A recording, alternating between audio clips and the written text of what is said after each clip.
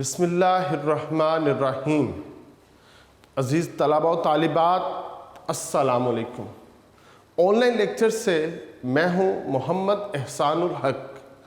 عزیز طلباء، آج کا ہمارا لیکچر حصہ نظم پہ ہے اور ہمارا عنوان ہے پیغام۔ علامہ اقبال رحمۃ اللہ علیہ اس کے شاعر ہیں۔ تو یہ اس نظم کے اوپر پیغام پہ سیکنڈ لیکچر ہے ہمارا۔ پہلا لیکچر ہم اس سے پہلے کر چکے ہیں۔ تو عزیز طلباء، جہاں پہ ہم نے اپنے پہلے لیکچر کو ختم کیا تھا وہیں سے ہم آج سیکنڈ لیکچر کا آغاز کر رہے ہیں۔ میری تمام طلباء سے گزارش ہے آپ اپنے یونیک نوٹس اوپن کریں اور ہم شروع کریں گے آج کا باقاعدہ لیکچر۔ عزیز طلباء، یہ ہمارا سیکنڈ لیکچر علامہ اقبال کی نظم پیغام پہ ہے۔ آج ہم شعر نمبر 3 پڑھیں گے۔ علامہ اقبال اپنے اس شعر میں کہتے ہیں، کانپتا ہے دل تیرا، کانپتا ہے دل تیرا، اندیشہ طوفان سے کیا۔ انتہائی خوبصورت یہ علامہ اقبال نے یہ مصرع جو ہے نا وہ باندھا ہے۔ کہتے ہیں کہ طوفان کے اندیشے سے کیا تیرا دل جو ہے وہ کانپتا ہے۔ بیٹا، اندیشہ کہتے ہیں خیال، طوفان کا خیال، اندیشہ طوفان سے، طوفان کے خیال سے جو تیرا دل ہے وہ کانپتا ہے، وہ ڈرتا ہے، وہ خوف رکھتا ہے۔ ناخدا تو، بیٹا ناخدا کہتے ہیں جو اس کشتی کو چلانے والا ہوتا ہے، یعنی ملاح۔ ناخدا تو ملاح ہے، تو اس کشتی کو چلانے والا ہے، اور تو طوفان کے خیال سے ڈرتا ہے، تو طوفان کے خیال سے کانپتا ہے۔ یہ ایک حقیقت ہے بیٹا۔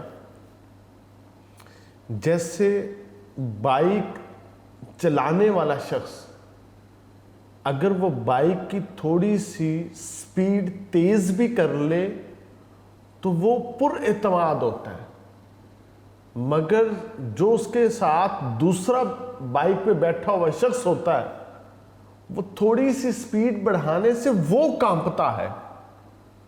وہ جو بائک چلانے والا ہے وہ نہیں کانپتا اگر اس کی تھوڑی رفتار تیز بھی ہو جائے۔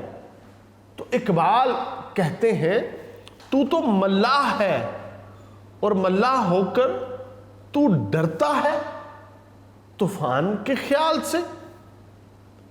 پھر آگے کہتے ہیں بحر تو، سمندر بھی تو ہے۔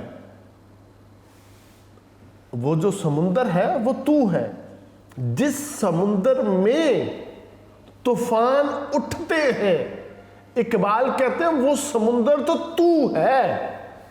اے مرد مسلمان، اپنی حقیقت کو پہچان کہ ناخدا بھی تو، بحر بھی تو، کشتی بھی تو۔ جو کشتی سمندر میں تیر رہی ہے، جس کشتی کو تو ملاح بن کے چلا رہا ہے، وہ کشتی بھی تو خود ہے۔ تو طوفان کے اندیشے سے ڈرتا اور خوف کھاتا ہے۔ ساحل بھی تو، وہ جو منزل ہے نا، وہ جو ساحل ہے، اقبال کہتے ہیں وہ بھی تو خود ہے۔ اب تو اس ساحل سے، اس منزل سے کیا تو طوفان کے خیال سے نہیں پہنچے گا، نہیں جائے گا؟ تو علامہ اقبال رحمۃ اللہ علیہ یہاں پہ سمندری سفر کا تذکرہ کرتے ہیں اور کہتے ہیں سمندری سفر میں تجھے طوفان کے خیال سے ڈرنا نہیں چاہیے۔ مسلمان کو مخاطب کر کے کہتے ہیں تجھے ڈرنا نہیں چاہیے، کیونکہ ملاح، سمندر، کشتی، ساحل، سب کچھ تو تو خود ہے، اور اب تو ان چیزوں سے ڈرے گا اور خوف رکھے گا۔ بیٹا اثبات ذات کی اہمیت یہاں پہ علامہ اقبال اجاگر کرتے ہیں، کہتے ہیں تو خواہ مخواہ طوفان کے آنے سے ڈرتا ہے، تیری ذات ہی میں سمندر بھی موجود ہے، کشتی بھی موجود ہے، ملاح بھی موجود ہے، اور ساحل بھی موجود ہے، کہ انسان ہی اس کائنات کا مرکزی کردار ہے۔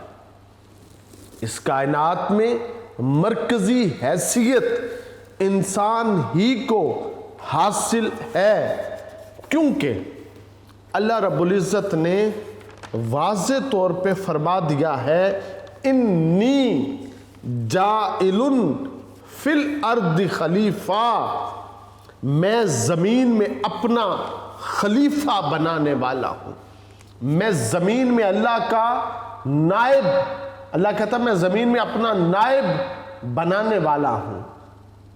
اللہ تعالیٰ نے جب مسلمان کو اپنا خلیفہ قرار دے دیا، اس کے لیے کائنات کی ہر چیز پیدا کر دی، تو نبی پاک علیہ الصلوۃ والسلام کا ارشاد ہے دنیا تمہارے لیے بنی، اب دنیا مسلمان کے لیے نبی پاک کے فرمان کے مطابق بنی ہے۔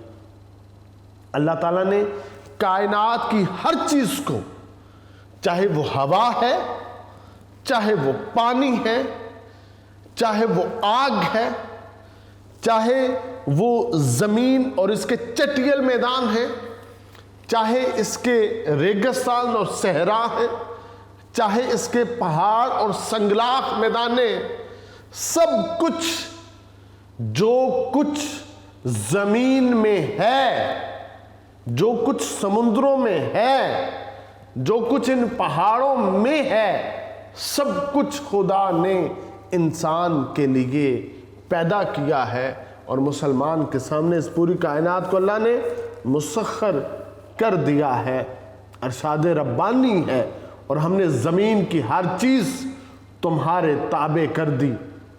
مرد مسلمان خدا کا خلیفہ ہے، خدا کا جانشین ہے، اسے کائنات میں مرکزی حیثیت حاصل ہے، کائنات کی ہر چیز انسان کے لیے بنائی گئی ہے، جو کچھ کے ہے دنیا میں وہ انسان کے لیے ہے، جو کچھ کے ہے دنیا میں وہ انسان کے لیے ہے، آراستہ یہ گھر اسی مہمان کے لیے ہے۔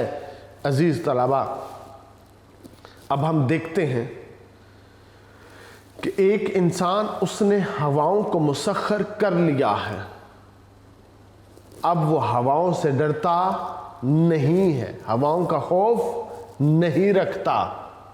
ایسے ہی ایک انسان نے پانیوں کو مسخر کر لیا ہے، وہ پانیوں میں اتر چکا ہے، اور جیسا چاہتا ہے وہ ویسا کرتا ہے۔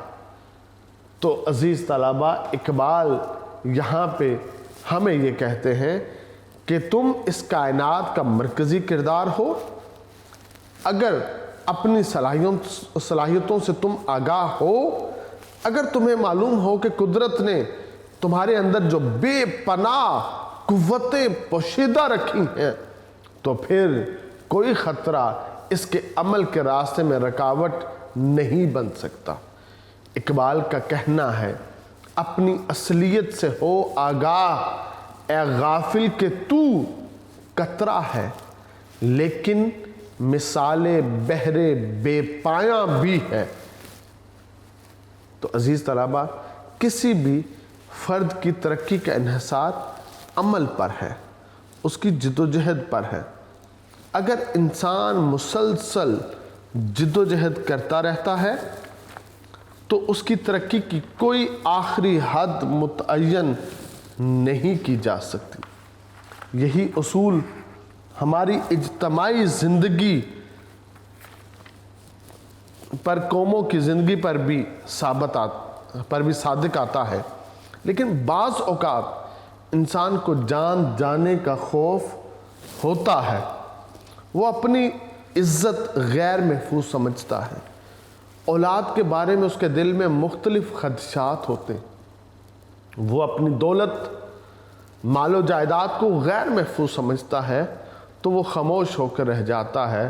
علامہ اقبال چاہتے ہیں کہ مسلمان کسی بھی صورت میں جد و جہد ترک نہ کرے، کوشش ترک نہ کرے، چنانچہ انہوں نے تصور خودی پیش کیا اور یہ بتایا کہ جب انسان اپنے آپ سے آگاہ ہو جاتا ہے اور ساتھ ہی ساتھ اسے جذبہ عشق بھی حاصل ہو جاتا ہے تو عمل کے راستے میں موجود ہر رکاوٹ دور ہو جاتی ہے۔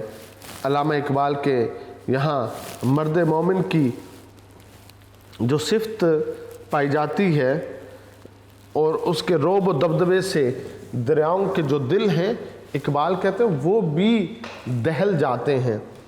ہر لحظہ ہے مومن کی نئی شان نئی آن، ہر لحظہ ہے مومن کی نئی شان نئی آن، گفتار میں کردار میں اللہ کی برہان، جس سے جگر لالا میں ٹھنڈک ہو وہ شبنم، دریاؤں کے دل جس سے دہل جائیں وہ طوفان۔ تو عزیز طلبہ، مرد مومن کی یہ صفت ہے کہ اس کے رعب سے، اس کے دبدبے سے تو دریاؤں کے دل دہل جاتے ہیں، اور علامہ اقبال کا موقف ہے کہ تمہیں کسی طوفان سے ڈرنے کی ضرورت نہیں ہے کہ سمندر اور اس میں موجود ہر چیز تیری ذات کے لیے بنائی گئی ہے، ضرورت اس بات کی ہے کہ تو اپنے آپ کو، اپنی اصلیت کو اور اپنی حقیقت کو پہچان لے۔ اقبال کا کہنا ہے وہ بحر ہے آدمی کو جس کا، وہ بحر ہے آدمی کو جس کا، ہر قطرہ ہے بحر بے کرانہ۔ تو اقبال کا تو موقف بیٹا یہ ہے، اور حسرت موہانی بھی کہتے ہیں تم پر مٹے تو زندہ و جاوید ہو گئے، تم پر مٹے تو زندہ و جاوید ہو گئے، ہم کو بقا نصیب ہوئی ہے فنا کے بعد۔ تو بیٹا عام شخص جو ہے نا، وہاں پہ تو کوئی شخص جب وہ مرتا ہے تو پھر نہ جانے اس کے ساتھ کیا عالم، کیا کچھ بیتتی ہے۔ اور مذہب اسلام میں جب کوئی شخص اس دنیا سے وفات پاتا ہے تو اس کو تو وصال کے لمحات میسر آتے ہیں، وہ پھر کیا ہے، اپنے خدا کی بارگاہ میں حاضر ہو جاتا ہے۔ تو ہمیں تو بقا کے بعد زندگی نصیب ہوتی ہے۔ محبوب پہ جان قربان کرنے کی ایک وجہ یہ بھی ہوتی ہے کہ عاشق اپنی جان قربان کر کے محبوب کو اپنی سچائی کا ثبوت دیتا ہے، وہ زندگی بھر محبوب کے سامنے جان تک قربان کر دینے کے دعوے کرتا رہتا ہے، اور اس کی تو یہی خواہش ہوتی ہے کہ وہ کیا کرے، اپنے محبوب کی بارگاہ میں وہ یوں پیش ہو جائے کہ اس کا محبوب اس سے راضی ہو جائے۔ تو عزیز طلبہ، علامہ اقبال رحمۃ اللہ علیہ نے یہاں پہ بڑے خوبصورت انداز کے ساتھ ہمیں یہ سبق یاد دلایا ہے کہ ہم اپنے خدا کی بارگاہ میں موجود ہیں۔ پھر آگے علامہ اقبال رحمۃ اللہ علیہ شعر نمبر 4 میں کہتے ہیں، دیکھ آ کر کوچائے گریباں میں کبھی، دیکھ آ کر کوچائے چاکے گریباں میں کبھی، کیس تو لیلا بھی تو صحرا بھی تو محمل بھی تو۔ اب یہاں پہ علامہ اقبال رحمۃ اللہ علیہ بڑے خوبصورت انداز کے ساتھ یہ ایک حقیقت ہے اس کا اظہار کر رہے ہیں۔ آپ کہتے ہیں دیکھ آ کر، کہاں آ کر دیکھیں، کوچائے چاکے گریباں میں، ایک ایسے کوچے میں جہاں پہ چاکے گریباں والے رہتے ہیں. جہاں پہ کون رہتے ہیں؟ چاکے گریباں والے. اور یہ چاکے گریباں والے کون ہیں؟ عزیز طلبہ، یہ وہ ہیں جن کا گریبان چاک چاک ہو جاتا ہے. جن کا جو گریبان ہے یہ چاک چاک ہو جاتا ہے. اب یہ گریبان کیسے چاک ہوتا ہے؟ تو بیٹا کہتے ہیں ایک کلی جب تک اس کے اندر اس کی جو خوشبو ہے، اس کی جو محبت ہے، یہ پکتی ہے پکتی ہے پکتی ہے. جب اس کی محبت مکمل ہو جاتی ہے پھر اس کلی کا گریبان تار تار ہوتا ہے، چاک چاک ہو جاتا ہے، پھر وہ کلی سے پھول بن جاتا ہے. تو ایسے ہی ایک انسان میں جب محبت پکتی ہے پکتی ہے اور پکتی ہے، جب اس کی محبت میں وہ پورا ہو جاتا ہے، محبت کامل ہو جاتی ہے، پھر کیا ہوتا ہے؟ اس کا گریبان چاک چاک ہو جاتا ہے. آج اس نے لباس عشق پہن لیا ہے. سب سے مشکل کام ہے لباس عشق پہننا. یہ کہنا مجھے محبت ہے مجھے محبت ہے بہت آسان ہے، مگر لباس عشق پہن کر اس معاشرے میں رہنا، ان تمام دوستوں عزیزوں اقارب میں رہنا سب سے مشکل کام ہے، سب سے کٹھن کام ہے. تو یہ جن لوگوں نے عشق کا لباس پہنا ہوتا ہے، تو اقبال کہتے ہیں کبھی ان میں آ کر دیکھ، اس کوچے میں آ کر دیکھ. یہ جو چاکے گریباں والے ہیں نا، ان کی بارگاہ میں کبھی آ کر تو دیکھ. اقبال جب وہاں پہ آئیں گے تو کیا دیکھیں گے؟ اقبال خود کہتے ہیں جب تم غور و فکر کرو گے تو تمہیں پتہ چلے گا عشق کا جو مرکزی کردار ہے وہ تم خود ہو. تم ہو تو عشق وجود میں آتا ہے اور پھر عشق کے سارے کردار فروغ پاتے ہیں. اگر تم نہیں ہو، مرکزی کردار نہیں ہے، اس عشق کا اگر ہیرو نہیں ہے، تو پھر باقی سارے کریکٹر وہ زیرو ہیں.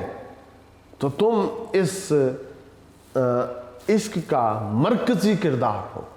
جب تم کوچہ چاکے گریباں میں آؤ گے تو پھر تم کو اندازہ ہوگا، پھر تم کو پتا چلے گا کہ کیس تو، جو کیس ہے نا وہ تو خود ہے، وہ تو ہے. اب کیس کسے کہتے ہیں؟ مجنو کو کہتے ہیں. کیس بیٹا کسے کہتے ہیں؟ مجنو کو. لیلا بھی تو. لیلا اور مجنو کی بڑی معروف کہانی ہے، اقبال نے یہاں مثالاً اس سے پیش کیا.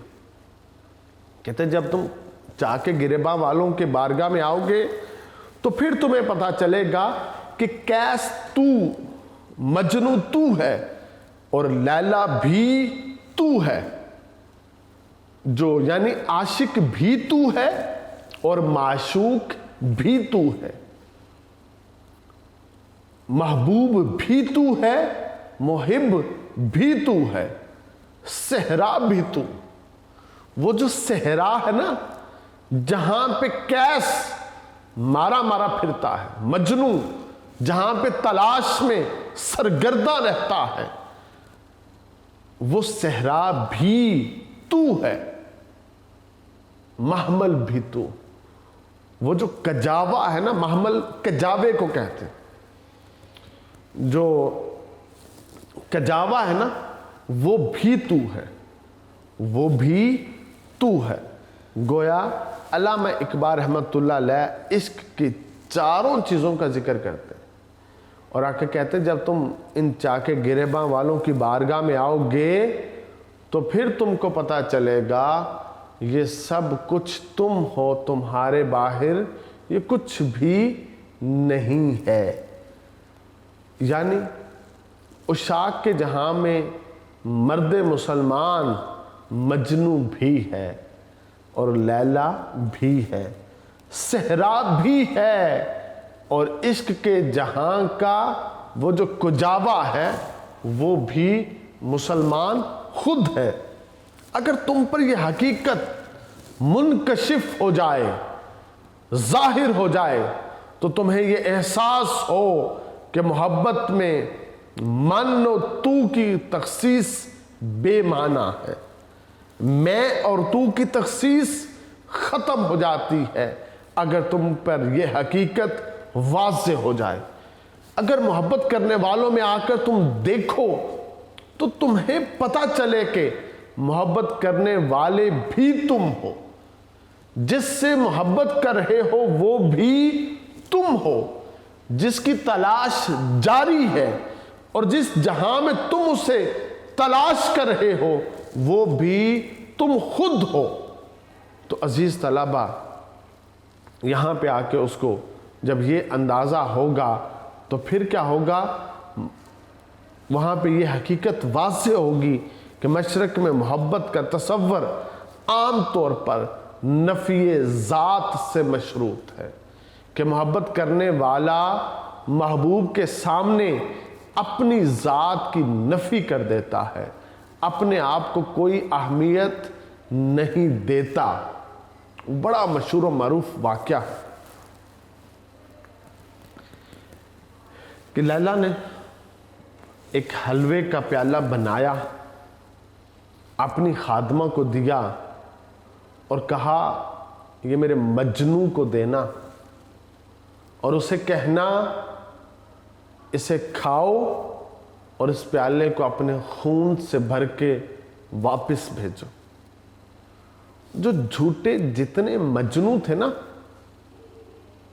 वो सबके पास खादमा जाती है, वो खाने तो लगते हैं, शर्त सुनाई जाती है, वो भाग जाते हैं, उनका भांडा फूट जाता है, वो मोहब्बत से राह फरार इख्तियार कर लेते हैं। और जब जो कैस है वो खादमा जब उस तक पहुंचती है, जब उसे वो प्याला थमाती है, बताती है कि लैला ने खुद बनाया और ये शर्त रखी है, फिर तो वो मज़े ले लेके वो हलवा खाता है। और जब वो सारा प्याला हलवे का खा लेता है, फिर उससे वो जो छुरी है वो लेता है और अपने जिस्म पे वो जगह जगह वो कट के निशान लगाता है और उस प्याले को खून से भरता है और साथ कहता है, अगर मुझे पता होता कि लैला ने ये शर्त रखनी थी तो मैं अपने जिस्म को खिलाता पिलाता, मगर मैंने तो अपने आप को रोज़े में, फ़क्र में, इस हालत में मैंने ज़ाया किया है और आज मैं इस कैफियत में हूँ, मैं लागर हूँ और मेरे जिस्म में सिर्फ इतना ही खून था जो मैंने जगह जगह से कट लगा के इस प्याले को भर दिया है। तो यहाँ पे नज़र क्या आता था कि आशिक ने अपनी ज़ात की मुकम्मल नफ़ी कर दी और अपने महबूब की हर शर्त, हर बात उसने कबूल की। जब महबूब अपनी ज़ात की नफ़ी करके, जब आशिक अपनी ज़ात की नफ़ी करके अपने महबूब की बारगाह में आता है तो सिर्फ उसको मकबूलियत हासिल होती है। देखें ना, हमारे यहाँ एक शख्स जब शहीद हो जाता है ना तो किस कैफियत में उसका विसाल होता है कि इधर उसकी गर्दन पे तलवार चल रही होती है और उधर उसे अपनी खुदा की दीदार से एक खूबसूरत जो है वो घड़ियां मुयस्सर आ चुकी होती हैं, उसे दीदार इलाही नसीब हो चुका होता है। तो अजीज़ तलबा, इकबाल हमें कहते हैं कि तुम یہ جو عشق کا میدان ہے اس کے مرکزی کردار تم ہو۔ تو بیٹا صوفیہ کرام نے بھی اللہ تعالیٰ سے محبت کرنے کا جو تصور دیا ہے وہ نفی ذات پر مشتمل ہے۔ فنا فی المرشد، فنا فی الرسول کی منزلوں سے گزر کر فنا فی اللہ کی منزل تک صوفیہ کرام پہنچتے ہیں، لیکن علامہ اقبال نے اس کے برعکس اثبات ذات پر زور دیا کہ انسان کی اپنی ذات کے علاوہ اور جو کچھ ہے اس کی اہمیت ثانوی ہے۔ چنانچہ وہ قیس اور لیلا کی تلمیح کے ذریعے ہم پر یہ واضح کرتے ہیں کہ اگر حقیقت جاننے والوں کے درمیان تم آ جاؤ تو تمہیں احساس ہو کہ قیس، لیلا صحرائے عرب اور لیلا کی سواری کا اونٹ کوئی الگ الگ چیزیں نہیں ہیں بلکہ ایک ہی حقیقت کے مختلف پہلو ہیں۔ یہ ہماری کم علمی یا نادانی ہے کہ ہم نے ایک حقیقت کو مختلف خانوں میں بانٹ دیا ہے اور یہ نہیں جانتے کہ خود اپنی تلاش میں ہم اپنے آپ سے دور جاتے جا رہے ہیں۔ لیلا منزل کی علامت ہے، جبکہ صحرا منزل کے حصول کے راستے میں حائل رکاوٹوں کی علامت، اور قیس تلاش و جستجو کو ظاہر کرتا ہے۔ علامہ اقبال کا موقف یہ ہے کہ اگر انسان اپنے آپ سے آگاہ ہو جائے تو منزل کے راستے میں ہر رکاوٹ دور ہو جاتی ہے اور منزل تک اس کی رسائی آسان ہو جاتی۔ شرط صرف یہ ہے کہ انسان اپنے آپ کو پہچان لے۔ اقبال کا کہنا ہے، کبھی اپنا بھی نظارہ کیا ہے تو نے اے مجنو، کبھی اپنا بھی نظارہ کیا ہے تو نے اے مجنو، کہ لیلا کی طرح تو خود بھی ہے محمل نشینوں میں۔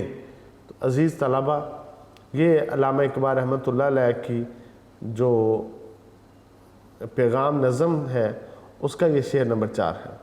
تو علامہ اقبال رحمۃ اللہ علیہ اس چوتھے شعر کے بعد جو 5واں شعر ہے اس میں کہتے ہیں، وائے نادانی افسوس، وائے افسوس، نادانی جہالت بے وقوفی، کہ تو محتاج ساقی ہو گیا۔ اشارہ کر کے نا اسم اشارہ تو، کہ اے مسلمان تو ساقی کا محتاج ہو گیا۔ وائے نادانی کہ تو ساقی کا محتاج ہو گیا، افسوس تو محتاج ہو کے رہ گیا۔ میں بھی تو، بیٹا میں کہتے ہیں اس رزق کو، وہ جو شراب ہے نا اس کو کہتے ہیں میں، اور اس سے مراد ہے رزق۔ میں بھی تو، وہ شراب بھی تو ہے، وہ رزق بھی تو ہے۔ مینا بھی تو، بیٹا جو مینا ہے یہ اس جام کو کہتے ہیں جس میں وہ میں ڈالی جاتی ہے۔ وہ جو برتن جس میں وہ شراب ڈالی جاتی ہے، وہ برتن جس میں رزق ڈالا جاتا ہے، اس کو کہتے ہیں مینا۔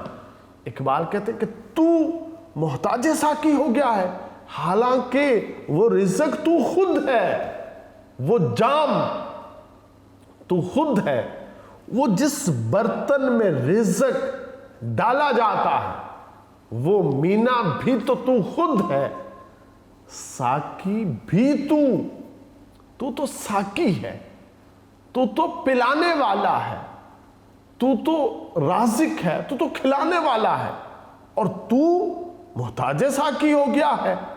اقبال حیرت کا اظہار کرتے ہیں، افسوس کا اظہار کرتے ہیں، محفل بھی تو، وہ محفل بھی تو ہے جس محفل میں رزق کھلایا جاتا ہے، تقسیم کیا جاتا ہے، بانٹا جاتا ہے۔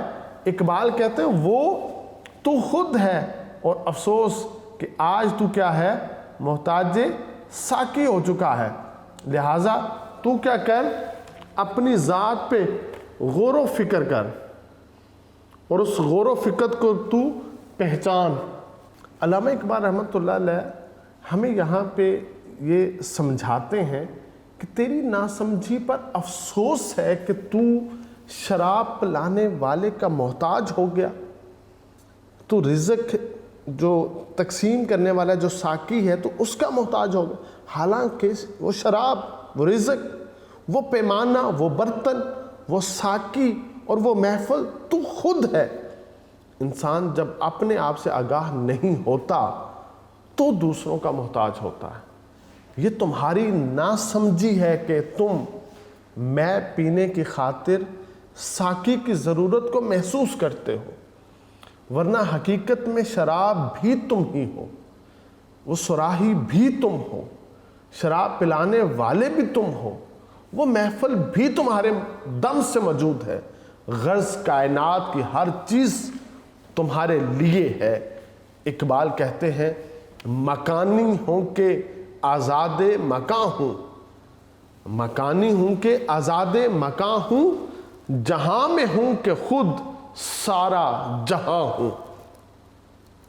عزیز طلبہ، انسانی زندگی کچھ ضروریات رکھتی ہے جنہیں پورا کرنے کے لیے انسان گروہی زندگی اختیار کرتا ہے، لیکن یہ گروہی، یہ سماجی زندگی افراد کو مختلف طبقات میں بانٹ دیتی ہے۔ بعض طبقوں کو زندگی کی ہر نعمت اور ہر سہولت میسر ہوتی ہے، جبکہ بعض طبقات محرومی کا شکار ہوتے ہیں۔ ان کی یہ محرومی دراصل اپنی صلاحیتوں سے ناواقفیت کی بنیاد پر ہوتی ہے۔ علامہ اقبال کا موقف یہ ہے کہ اگر انسان اپنے آپ سے آگاہ ہو جائے، اپنی صلاحیتوں سے واقف ہو جائے، تو وہ کسی دوسرے انسان کا محتاج نہیں رہتا۔ اصل میں جب انسان دوسروں کا محتاج ہو جاتا ہے تو اپنا حق حاصل کرنے کے دو ہی طریقے ہیں، ایک بزور بازو قوت کے بلبوتے پر حق حاصل کرنا، اور دوسرا اپنا حق کے لیے لوگوں کے سامنے ہاتھ پھیلانا، بھیک مانگنا۔ بزور بازو حق مانگنے کے لیے جرت کی ضرورت ہے، کردار کی ضرورت ہے، اور بعض اوقات جان جانے کا بھی اندیشہ ہوتا ہے۔ اس لیے دیکھا یہی گیا ہے کہ محروم طبقات مراعات یافتہ طبقات کے سامنے ہاتھ پھیلاتے ہیں، جس سے انسانیت کی توہین ہوتی ہے۔ انسان کو چاہیے جیسے بھی وقت اس پہ بن آئیں وہ اپنا ہاتھ نہ پھیلائے، بلکہ کیا کرے، یہ ساری چیزیں بزور بازو حاصل کرنے کی تگدو کرے، کوشش کرے۔ علامہ اقبال رحمۃ اللہ علیہ اسے پسند نہیں کرتے تھے۔ اٹھا نہ شیشہ گرانے فرنگ کے احسان، اٹھا نہ شیشہ گرانے فرنگ کے احسان، سفال ہند سے مینا و جام پیدا کر۔ جن لوگوں نے انگریز کی غلامی کر کے عہدے لیے، مراعات لیں، زمینیں لیں، اقبال ان کو سمجھاتے ہیں کہ تم اس طرح سے زندگیاں مت جیو، بلکہ کیا کرو، ہند کی زمین سے اپنے لیے رزق پیدا کرو، اپنے لیے میں پیدا کرو، اپنے لیے مینا و جام پیدا کرو، اور جو محنت و مشقت سے زمین کا سینہ چیر کے رزق حاصل کرتے ہیں وہی لوگ فاتح ہوتے ہیں، کامیاب ہوتے ہیں۔